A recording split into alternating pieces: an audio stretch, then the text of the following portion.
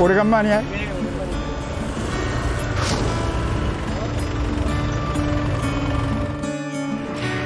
일생 우리나라 외과 의사를 200명을 양성하셨어. 그분들 동상 앞에 가서 내가 인사 꼭 하고 그러죠. 예빈 선생님, 오공선 그런 데 인사하고 경건의 일이죠. 다리 근육이 인간의 건강을 유지하는 가장 기본 요소입니다. 내 건강을 위해서 계단 보면 걸어 올라가요. 계단을 하루에 몇백 계단 걷죠. 다리를 튼튼하게 하고 살찌지 않게 해야지. 살이 찌면 걷기 힘들잖아요. 암은 예방됩니다. 암은 조기 전에 완치됩니다. 늦은 경우에도 완치가 됩니다. 이 말씀을 꼭 드리고 싶어요. 이건 편집하지 마세요. 국민들에게 희망을 줘야 돼요. 현대 한국 암치료 세계 최고입니다. 암을 유발할 수 있는 식품을 피하고 방부제 같은 건 과일을 많이 섭취하고 운동하고 긍정적인 생각 갖고 그러니까 평상시에 생활을 잘해서 암을 예방해야지 도리가 없어요.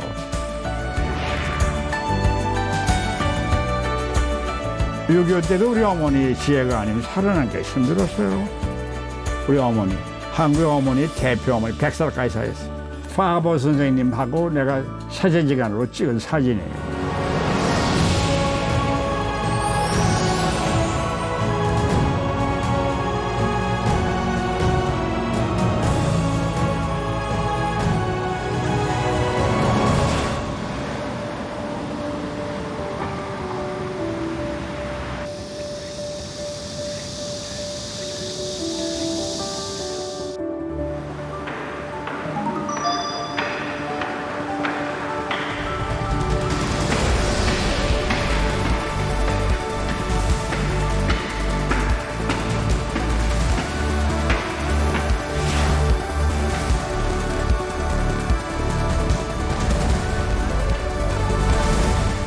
반갑습니다. 초청해 주셔서 고맙고. 네, 자리하시죠. 네. 네, 선생님 이렇게 뵙게 돼서 정말 반갑습니다. 내가 아주 우리 언론계에 아주 명망이 높으신 이 감독부에서 참 기뻐요. 네. 교수님께서는 의사로서, 암센터 원장으로서, 그리고 또 연세대 총장으로서 평생 우리나라 암 치료에 헌신해 오셨잖아요. 덕분에 현재 우리나라 의료 수준이 세계적으로 인정받고 있는데, 처음에 교수님께서 1974년, 그러니까 50년 전에 처음 암 치료를 시작하셨을 때 우리나라 상황이 어땠어요? 참 격세지감이 있다고 할 거예요. 항상 남이 안 하는 걸 하는 학문 때문에 암을 선택했고, 미국가 공부할 때. 그 당시만 해도 미국도 암 치율이 좋지가 않았어요. 50% 이상은 암으로 생명을 잃었어요.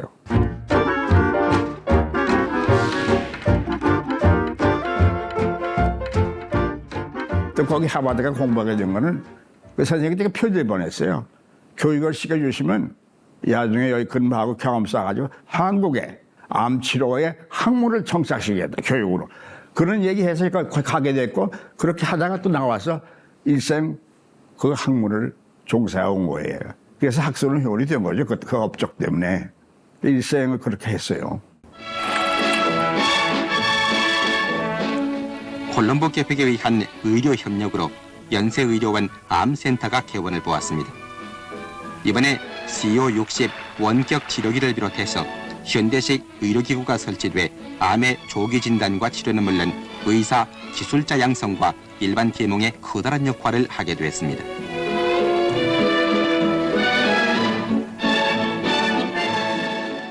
(1969년) 55년 전에 일본 정부의 정부대정부 원조로 연세암병원이 69년에 설립이 됐어요.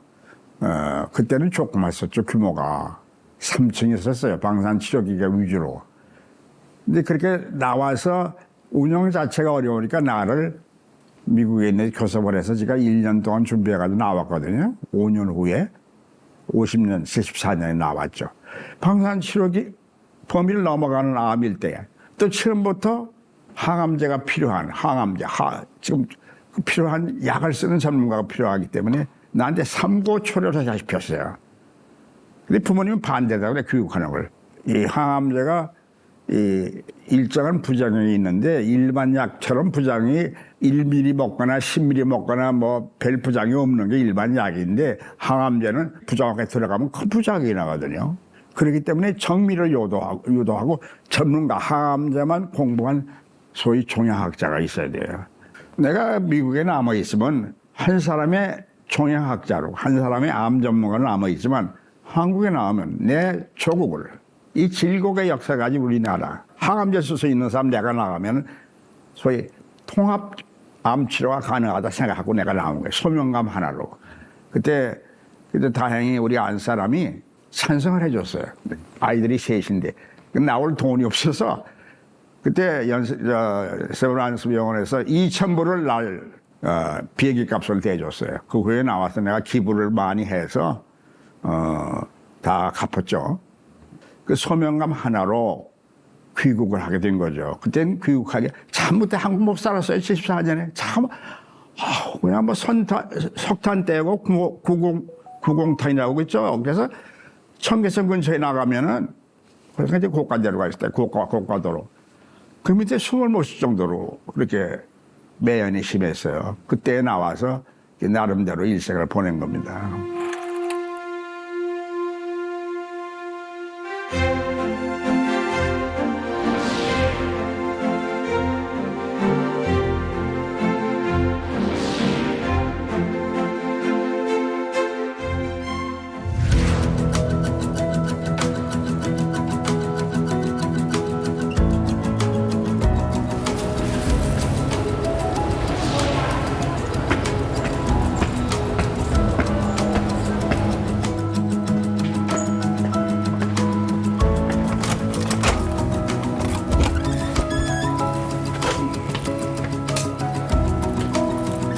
그 사실은 내가 불을 하나밖에 안 켰는데 오늘 손님이 왔으니까 다 켜지.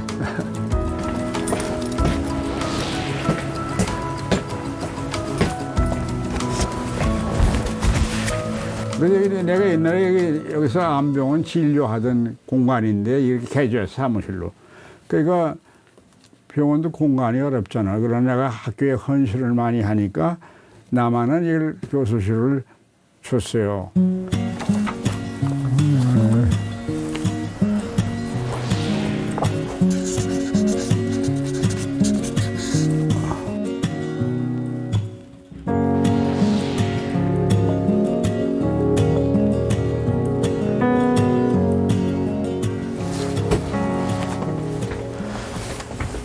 이거는 내 스승 세계의 종양 항암제를 처음으로 쓰기 시작한 파버 선생님하고 내가 사제지간으로 찍은 사진이에요.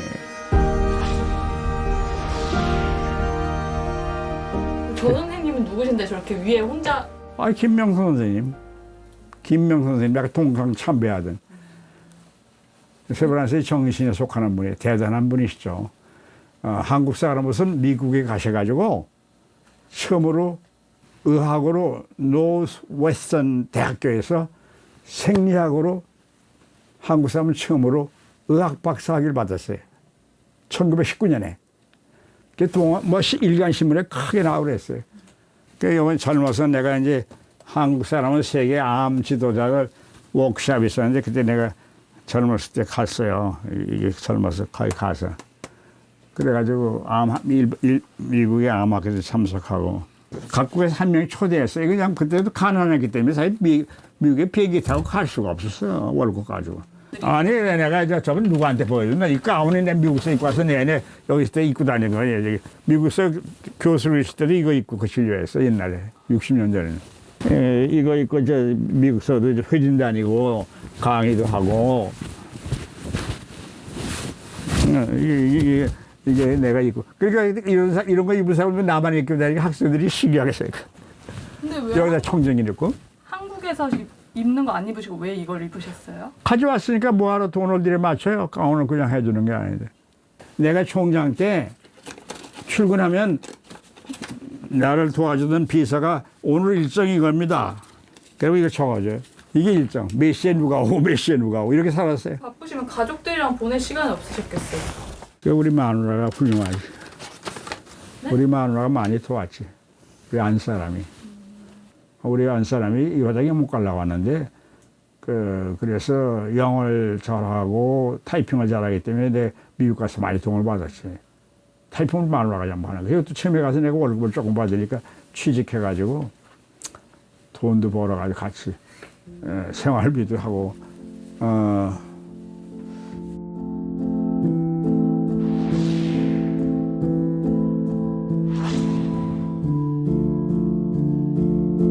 한 가지 철학 우리 선생님, 시딩 파버 선생님이 얘기하는 cancer can be cured. 암은 완치가 된다. 그 철학을 몸에 담았어요. 우리나라에서 처음으로 다학제 치료 개념 도입하셨잖아요. 네. 다학제 치료 개념이 어떤 건가요? 예를 들어 말하면 이 암이라는 질환은 이게 복합적인 질환입니다. 단순하게 한 가지 질환이 아니에요. 뭐 결핵 그런 것처럼 한 가지 질환이 아니고 암이라는 건 우리 모든 몸의 장기에서 발생하는 기관이기 때문에 여러 방면의 전문가가 필요하고 또 불행하고도 암은 퍼지는 경우가 많아서 수술이 근본적이지만 수술 이외에 치료 방법이 필요해요. 이게 누가 한 사람이 할 수 있는 게 아니에요. 모든 헌신하는 사람들, 국가를 사랑하는 사람들, 환자를 불쌍하게 생각하는 사람들이 그렇게 종합적인 힘을, 이게 팀 어프로치죠, 팀. 이 암이라는 건 한 사람이 할 수 없습니다. 예를 들어 말하면 수술을 할 때 입원해야 되죠. 그리고 수술 끝난 다음에 판정을 합니다. 방사치료하고 외과 선생님이 서로 얘기하는 거예요. 이 환자가 재발할수 높으냐? 첫 번째. 두 번째. 이 환자는 처음부터 수술 못한다. 그러면 필요한 게 항암제입니다. 항암제를 한국에서 전혀 개발이 안 돼 있어요. 좀 항암제도 종류도 많지 않았고, 그래서 그 항암치료는 전문가가 필요하는데, 이 종합적인 항암제 치료를 수술, 방사치료, 항암제 치료, 이게 통합 치료를 할 수 있는, 소위 멀티 디스플리너리, 학제 간의 협조가 되는 치료.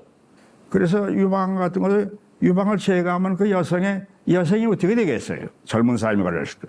그때는 그것만 유방 암덩어리만 덜어내고 거기다가 보조 물러가지고 유방 형태는 그대로 유지해주고 방사치료하고 필요하면 항암제 써가지고 그 사람이 정상적으로 여성으로서의 여생을 보낼 수 있게 해주는 이런 데까지 발전했다. 두경관 비참했습니다. 그러니까 그런 것을 한 군데 모여가지고 같이 처음부터 의논합니다. 이거 어떻게 할지 결정하죠. 이거 수술을 먼저 할지, 그다음 방사치료를 먼저 할지 회의를 합니다. 각 환자가 오면은. 그래서 의논해가지고 한 군데 모여서 이것이 고도로 발전된 학문이기 때문에 같이 모여서 함께 진료하고 같이 의견 나누고 계획을 세워야 돼. 플랜이죠.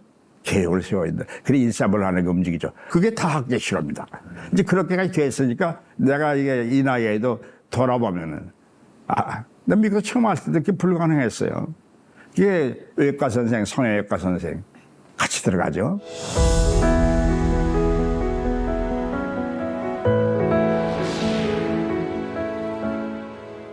지금도 병원에 한 번씩 들르시고 주변 둘러보시고 그러시는 거예요? 자주 가죠. 한 번씩 들리는 게 아니고.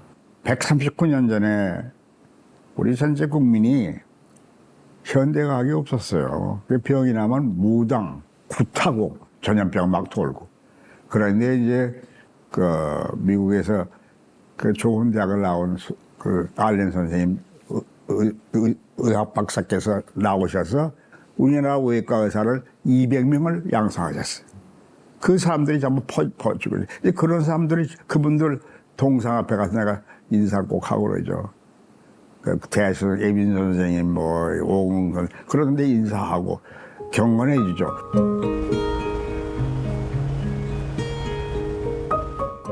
암병원 건립하기까지 무던히 애를 많이 쓰셨잖아요.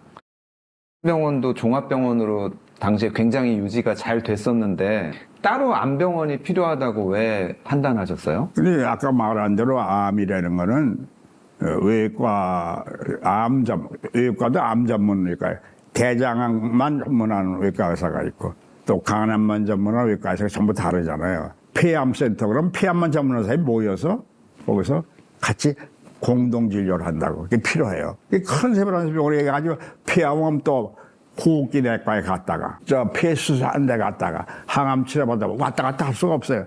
그러니까 집중적으로 한 군데 모여서 그 센터에 모여서 거기서 일사불란하게 진행할 수 있는 시스템에 의해서는 암병원이 꼭 있어야 돼요. 그래서 아직도 이게 암병원이 없는 데서는 환자가 아주 어렵죠. 그 다음에 이제 그 운영을 잘해서 환자가 전국적으로 모이고 그분들이 와서 이제 완치가 되고 그러니까 병원 증축이 필요해서 그 자리에 제가 3층을 더 올렸어요. 연구소도 짓고 병동도 짓고.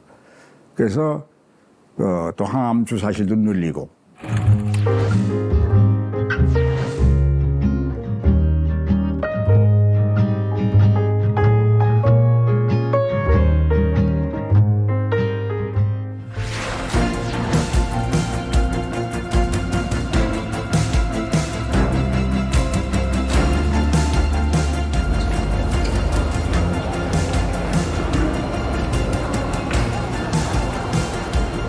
지하 1층은 방사안치료실, 2층은 이제 검사실, 통용원사관 그런 게 있고 3층에 진료실이 있었어요. 내가 있는 3층. 여기서 전부 암병원.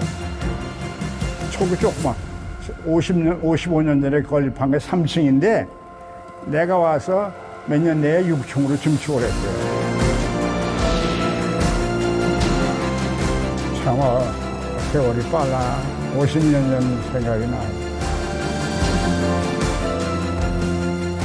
이게 내가 암전문병 공사 일정을 내가 갖다 놓고 매일 체크하는 거야. 이걸 내가 붙여놓고 감리라는 거야, 내가 감리. 착공, 여기 있잖아요. 2010년. 4년 5개월. 저 땅 파는 거. 어? 이게 흙막이 가설물 및 토파기. 이렇게 오래 걸렸어. 감리하고 나가다가 불 끌어 들어가다 넘어져 다리가 부러졌어. 그래서 추를 집어넣었어. 그게 약간 쩔뚝쩔뚝하는 게 그랬어. 이 짝다리. 근육이 하나 잘려있어. 그 영광스러운 부상이지. 암병원의 외래 항암 진료실도 교수님이 강력하게 주장해서 만드셨다고 들었는데. 소위 통원 치료가 가능한 시스템을 내가 처음 정착시켰어요. 지방에도 잘 아시지만 대개 서울을 선호하는 경향이 있어요. 지방에서 한번 사 몰고 오시잖아.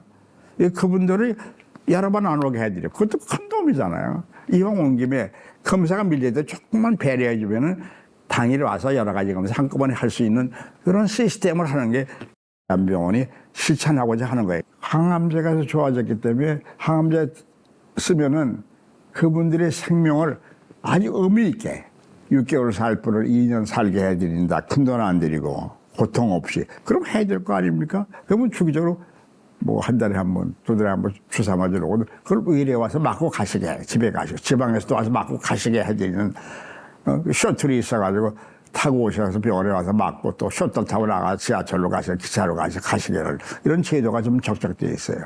초기에는 한 20명이 이렇게 침대에 들어누우셔서 항암제 치료받는 걸 제가 시작했죠.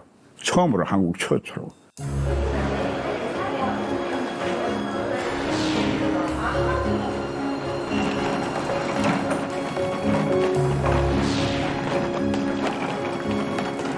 시골 사람이 이번 시기면 가족은 누구도 간병이 있어야 될 거예요. 근데 처음으로 제가 의뢰에서 통원 치료가 가능한 체제 맺는 것이 항암제 의뢰 치료실입니다. 암병원은 하루에 1000명씩 와서 치료를 받잖아요. 주사 맞으러. 왜냐하면 암이랑은 치료한다고 해도 6개월 내야지 1년 이렇게 추가 치료가 필요해요. 재발이 돼서 숨어있다가 암세포 나올 수 있으니까. 내 명패가 붙어 있죠. 그래서 나를 기념하는 항암 치료실을 맺는 거예요. 건축대.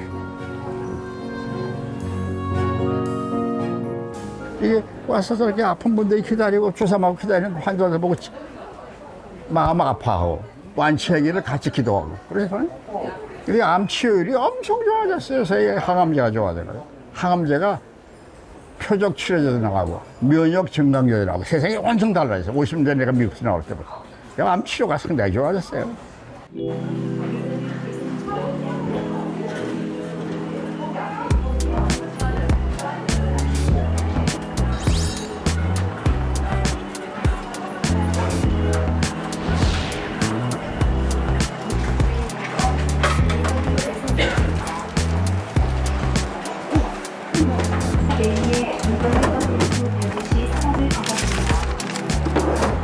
시간 딜레이 없이 바로바로 배송이 돼서 너무나 편하게 잘 이용하고 있습니다.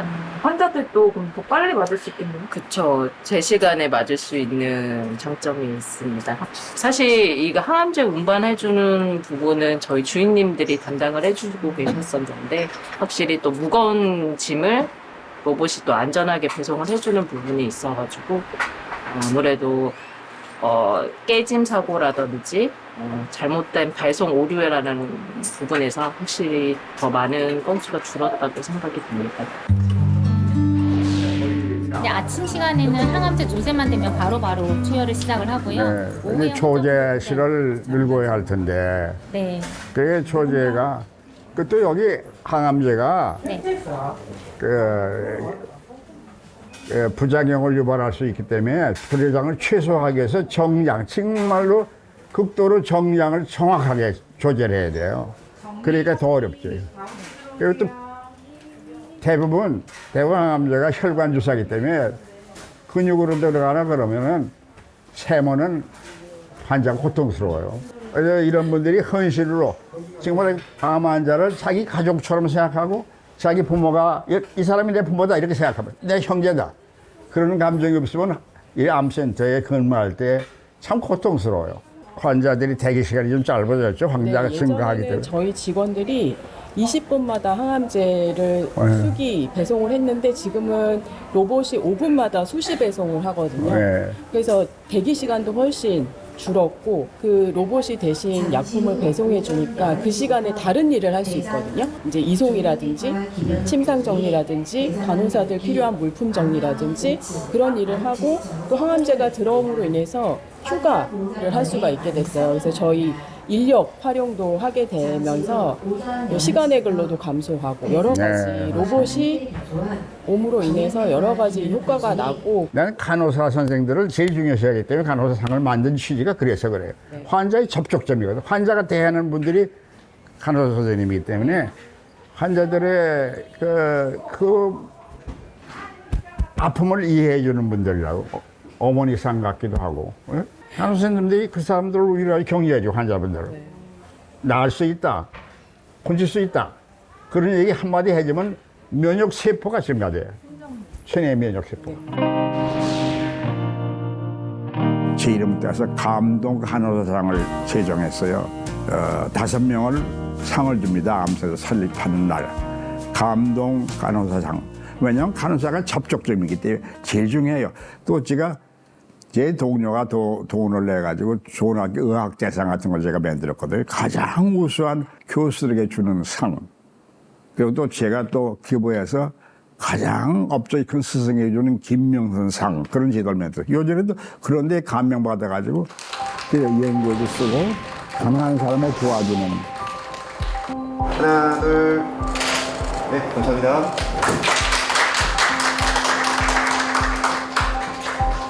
아픈 자를 고쳐주고 고통받는 생물을 고쳐주고 생명을 구해주는 정신을 영원히 남게 돼서 이 늙은이가 88세가 되었습니다마는 사모를 기쁩니다.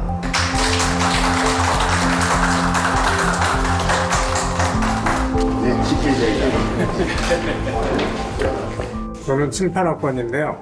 본과 2학년 때 선생님 강의를 들었고요. 그때 종양학 직접 가르치셨고요. 그때 시험을 보는데 아마 선생님 100점 맞은 사람이 한 2명밖에 없는데 100점 맞았습니다.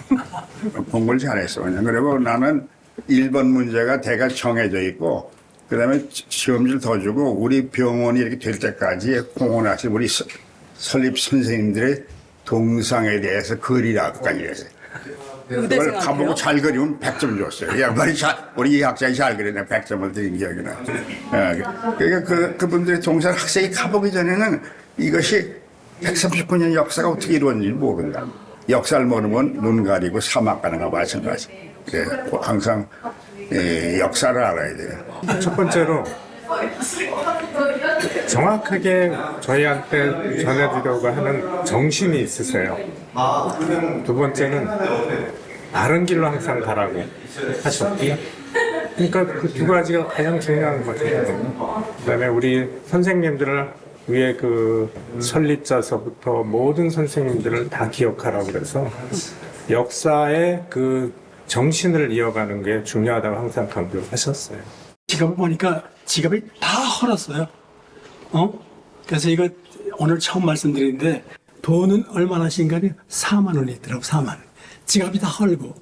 그렇게 아주 그냥 겸손하시고 자기 자기에 대해서 쓰는 그런 일이 없고 자기를 위해서 뭘 하는 일이 전혀 없어요. 당신 정년퇴임 하신 다음에 가지고 있던 뭐 집도 팔고 이렇게 해가지고 모교에다가 17억을 내셨어요. 행복했어요. 우리는 굉장히 정말 나라도 어렵고 재정도 어렵고 모든 것이 쉬운 게 하나도 없었는데 그때 정말 아니할 말로 죽을 뚱살뚱 열심히 일한 거야. 그 총장님을 존경하니까 함께 일하고 모교를 해서 일하고 이렇게 똘똘 뭉쳐서 그땐 정말 행복했어요. 그 한국의 암치료 아까 말씀하신 여러분들의 헌신과 감동으로 이만큼 발전했는데 강조해 주신 것처럼 앞으로 우리나라 암치료 미래는 어떠할지 정말 암이 정복될지 좀 궁금해요. 우리가 이렇게 나가도 암은 없어지지 않아요. 암은 인류 운명아. 우리 역사와 같이 왔어요. 지금 미라에 있죠. 이집트 발견한 미라에서 유방암으로 죽은 환자를 알잖아요. 3,000년 전에. 이 암이라는 건 인류가 태어날 때 타고난 세포의 유전자의 변이로 그놈이 죽지 않고 영원히 사는 게 암세포거든요. 그러니까 암은 인류의 역사와 같이 할 거고 우리 운명과 같이 해요.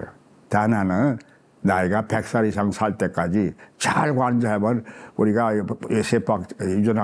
세포적인 영백은 120살 정도 살 거 아니겠습니까? 암을 유발할 수 있는 식품을 피하고 또 정부에서 식약청에서 그런 걸 걸러내가지고 예방해주고 첨가물, 방부제 같은 거 못 쓰게 규제하기도 그리고 평소에 채소와 과일을 많이 섭취하고 그리고 운동 이렇게 중요해요. 매일 5,000보 이상 걸으면 암 발생률이 떨어져요. 암 치료한 사람도 매일 5,000보 이상 걸으면 완치율이 올라가고 그런 걸 자꾸 계몽해야 돼요. 그리고 항상 긍정적인 생각 갖고 그러니까 평상시에 생활을 잘해서 암을 예방해야지 도리가 없어요. 우리가 세포나 암 생깁니다. 공포가 아니고 걸리지 말아야죠. 예방해서. 걸리면 빨리 발견하고. 그 걸려가지고 전이 되거나 그러면 암이 뼈로 가면 얼마나 아픈지 몰라요. 고통이, 통증이. 그럼 뼈로 간 건 방사선 치료하면 좋아지는데 통증이 없어지지만 뭐 간으로 가가지고 담돌 막아가지고 황다리 와가지고 황다리 오면 참 고통스럽습니다. 그런 걸 피하려면 참 암은 인류 운명과 같이 하기 때문에 어떻게 피해갈 수 없는 거지만 그놈을 컨트롤해야 돼. 컨트롤. 암은 예방됩니다. 암은 조기 전에 완치됩니다. 암은 최신 치료로 늦은 경우에도 완치가 됩니다. 너무 약이 좋아져서 이 말씀을 드릴 수 있는 게 이건 편집하지 마세요. 이 말씀을 꼭 드리고 싶어요. 국민들에게 희망을 줘야 돼요. 그 암 환자들이 비록 지금 불실하고 한 사람까지도 용기 갖고 여생을 편안하게 살아가도록 그 사람의 마음을 치워야 돼요. 편안한 여생을 지내야지 치매나 암이나 아주 고통스러울 때 가족들이 감당하기 힘들어요. 밤새서 아파서 잠을 못 주무시는데 어떻게 가족이 같이 밤을 새우겠습니까? 일단 직장에 나가야 돼요. 위암도 조기 발견되면 초기 위암은 100% 내지 90% 내지 100% 완치되잖아요. 그 사실입니다. 지금 그걸 제가 이런 공개 방송에 나와 거짓말, 잘못 얘기하면 안 되죠. 그 현실은 그렇게 되는 겁니다. 현대 한국 암 치료 수준이 세계 최고입니다.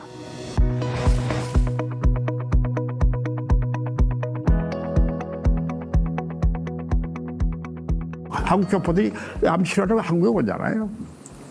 그 정도로 우리가 앞서 있어요. 그리고 암 완치율이 우리나라 사람들이 손재주가 있어요. 그래서 수술을 잘해요. 로봇을 이용해 수술해요. 뭐 인공지능 탑재 로봇까지 남아 있잖아요. 그래서 뭐 로봇으로 수술하니까 옛날에는 배를 째고 하던 건데 조금 배꼽으로 들어가서 내시경으로 로봇가 수술하니까 정밀하게 합니다. 그다음에 두 번째는 항암제가 많이 발전돼 있어. 그래서 항암제로 나머지를 소독할 수 있는 건 다 소독하고 그리고 그것이 처음부터 수술이 안 된다. 그럼 방사치료가 줄여가지고 항암제하고 방사치료 줄여가지고 폐암 같은 거 줄인 다음에 그 다음에 떼어내가라. 이제는 이 분자 생물학의 발전으로 암세포가 표시자가 있는 암세포가 있어요. 그 리셉터라고 하는데 우리 때는 없었죠. 분자 생물학 발전으로 그걸 병약자가 봐요. 아, 요 놈은 암세포가 한 70~80%가 표적이 있으면 미술을 쏘면 미술이 표적을 찾아가서 암세포를 죽인다고요. 그리고 우리 몸의 면역세포를 증강시켜가지고 훈련시켜 면역세포를 증강시켜가지고 암세포를 암 환자가 면역력이 떨어지거든요. 그 면역 주사를 주면은 우리 몸에 T셀이 있어요. 군대 우리 특전단 같은 군대가 있거든요. T셀 특전단입니다. 왜? 그리고 나머지는 T셀이나 NK 세포가 기능을 항진시켜줘서 찾아가서 암세포를 죽인다고요. 그래서 완치율이 그 무섭던 폐암, 내가 미국에서 처음 왔더니 미국에서도 그렇고 폐암이 15%, 20%밖에 완치가 안 됐어요. 특히 소세포성 폐암이니 또 폐빠 아주 그 완치가 안 돼. 요새는 폐암이 70% 이상 완치되는 세상이 되었어요. 이 암과의 투쟁이 첨단 과학이 필요하고 일종의 우리 몸과 적과의 투쟁이다. 암세포는 일단 변형을 일으켜가지고 우리 몸을 공격하는 적이 아닙니까? 적을 선별할 때 끝까지 잡아야지. 공비 잔당이 남아있으면 안 되잖아요. 그래서 그러한 학문이 우리나라가 최고예요. 우리가 세포를 갖고 있는 한 또 유전자를 갖고 있는 한은 아무나 누구든지 암에 걸릴 수 있는 가능성이 있어요. 앞으로 세상은 유전자 분석을 통해서 암이 발생 유전자를 갖고 있으면 그 발생할 수 있는 기관을 떼어내지. 안젤리아 조리라는 배우 아시죠? 자기 언니가 유방암, 난소암이 걸린 거 알고 자기도 조사하니까 똑같은 유전자가 있으니까 자기 유방하고 난소를 제거했잖아요. 그럼 뉴스에 나와 알죠. 요새는 그런 유전자 치료도 이제 한 10년쯤 지나면 그런 암 발생 요인을 갖고 있는 유전자가 있으면 어느 때가 되면 암으로 변하거든요. 그걸 유전자 가위로 들어가서 절단을 하고 정상의 유전자를 집어넣는 기술까지 연구돼 가지고 그 유전자 가위에 인공위전을 탑재해서 효율이 90%까지 올라가는 연구하는 우리 제자들도 있어요. 그래서 세계적으로 많이 연구돼. 유전자 가위 노벨상을 탔죠. 유전자 가위 개발한 분이. 근데 지금도 굉장히 열정적으로 일을 하고 계시다고 제가 들어서 알고 있거든요. 요즘에 가장 마음 쏟는 일은 어떤 일이죠? 요새 이제 우리 나이에는 인지 기능을 유지하는 게 중요하거든요. 항상 공부를 하죠. 교육방송을 많이 봅니다, 특별히. 교육방에서도 참 좋은 영어 교육도 많이 해요.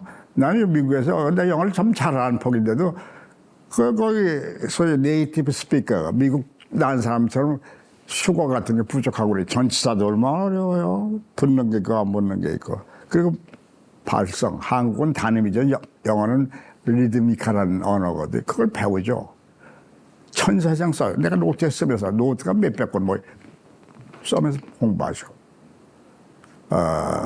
그리고 작은 환경운동을 주로 합니다. 뭐 글로벌 케어 이쪽으로도 신경 많이 쓰시죠? 그래서 내가 그 당시에 내가 갖고 있던 돈을 2천만 원에게 줬어요. 그러니까 25년 딱 됐는데 2천만 원을 내가 줘서 시드머니 해가지고 그걸 모아가지고 그 내 제자는 루안다 반란 나가지고 막 민간인 사건데 거기까지 가서 자기 비행기는 자기가 옮고 가서 했어요. 이게 그로바르케어에서 봉사라고 그러니까 코이카 같은 데서 우리 그로바르케어에 의사들이 나가 있어요. 이 코이카에서 지원을 해주죠. 근데 거기 그로바르케어 소속 선생이 모로코에 가면 모로코에 혈액이 이렇게 많아요. 혈액 트위치 정부 정책에 참여해서 고문관으로 있으면서 모로코 혈액 트위치 큰 공헌을 했어요.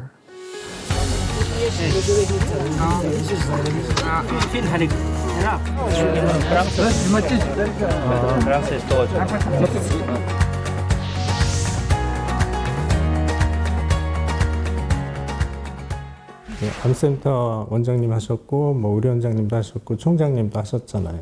그런데 거기서 가장 중요한 게 굉장히 섬세한 디테일이 굉장히 강하세요. 예를 들면 사람은 일을 하는데 훌륭한 의술을 펼쳐서 환자를 치료하는데 훌륭한 의술을 사용해서 치료를 하는데 선생님은 시스템을 만들어서 그 안에 훌륭한 의사를 끌어서 더 많은 환자를 치료하게 만드셨어요. 그거를 빨리 하게 하는 어떠한 많은 노력을 옆에서 하셨어요. 그러니까 되게 만드는 일을 하세요. 뭔가. 지금까지 사시면서 여러 좋은 말씀 해주셨는데 뭐 삶의 정신, 삶의 철학 많이 강조하시잖아요. 그 부분에 대해서 좀 말씀 좀 부탁드릴게요. 근데 이제 모든 걸 돌아보면은 감사한 뿐이에요. 내가 원주 강원도에 원주 태어났는데 우리가 중농 정도의 기주의 집안에 태어났어요. 근데 우리 아버님도 머리가 좋았고 우리 어머니가 훌륭했어요. 그 당시 우리 어머님은 초등학교도 안 나온 분인데 머리가 참, 그래서 육남벨레가 나셔가지고 한 명도 그때 의료가 열악한데도 육남벨 다 길러. 특히 우리 큰 누님은 결혼도 안 하시고 일생 우리 간호대학을 나오시고 새병원 짓도 3억이나 돈 내셨어요. 자기는 검색에 사시면서. 그래서 우리 집안에 좋은 유전자를 내려주신 우리 부모님께 감사하고 또 기회 있을 때마다 우리 사람들에게 가르쳐준 우리 선생님들 뜻으라고. 그리고 또 하나는 이상하게 어려운 문제는 뭐 타고난 그게 좀 있는 것 같아요. 내가 사람을 잘 써요. 같이 팀을 잘 꾸는데 그래가지고 같이 힘을 합쳐가지고 불가능하다고 생각한 건데 되게 됐어요. 참 감사해요. 그래서 난 그건 내 자신이 잘나서 그런 게 아니에요. 우리가 현재 있기까지 희생하신 선생님들, 스승들 그런 스승의 정신을 갖고 있죠.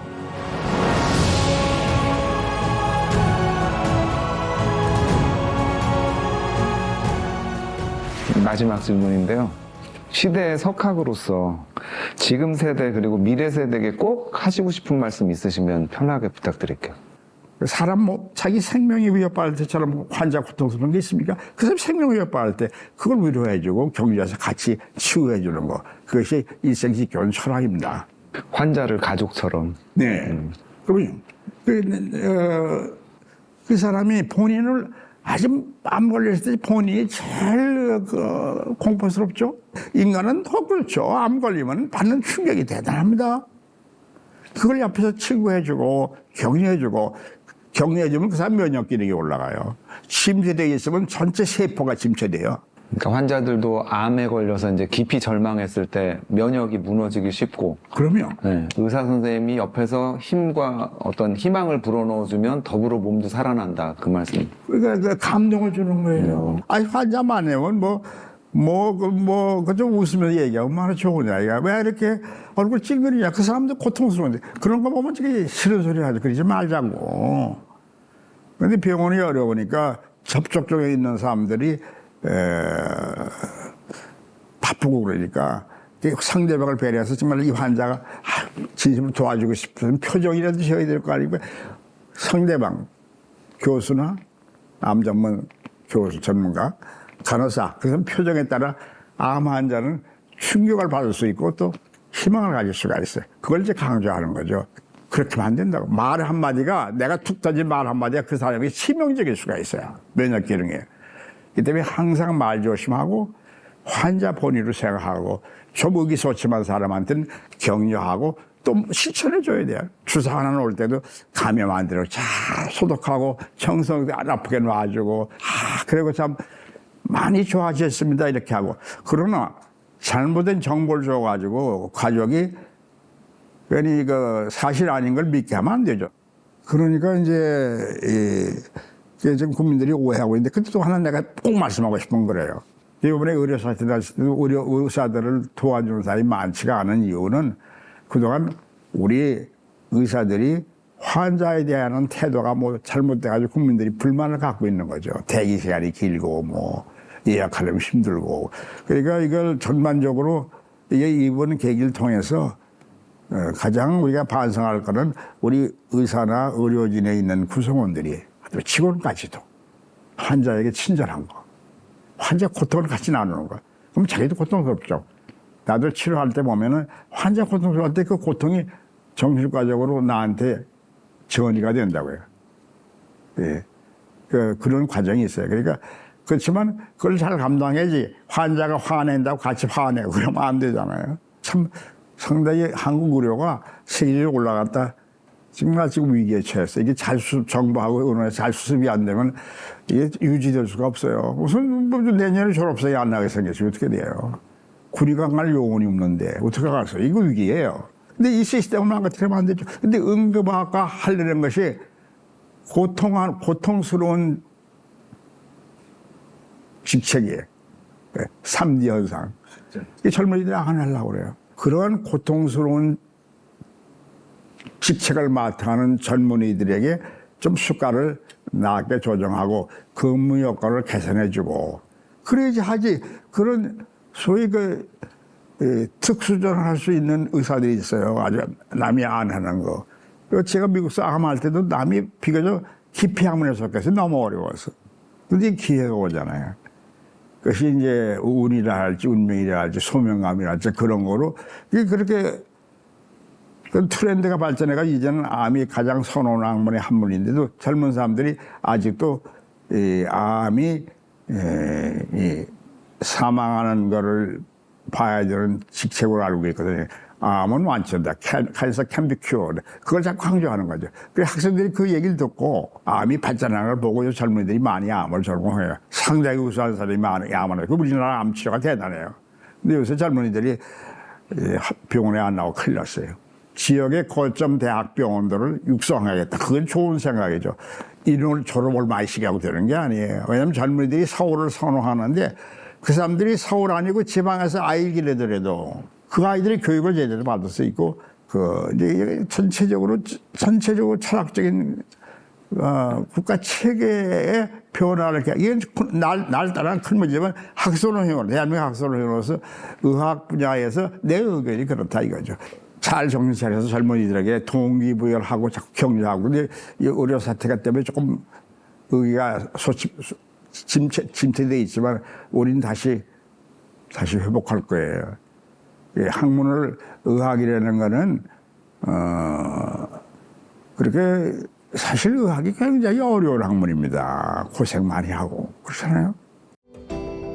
시대의 변화에 알고 앞으로 세계 경제가 어떻게 가서 내가 알아야 돼요. 왜냐하면 의료 사태가 이렇게 가면은 현대 의료가 다 다시 회복할 수 없는 데미지를 받아요.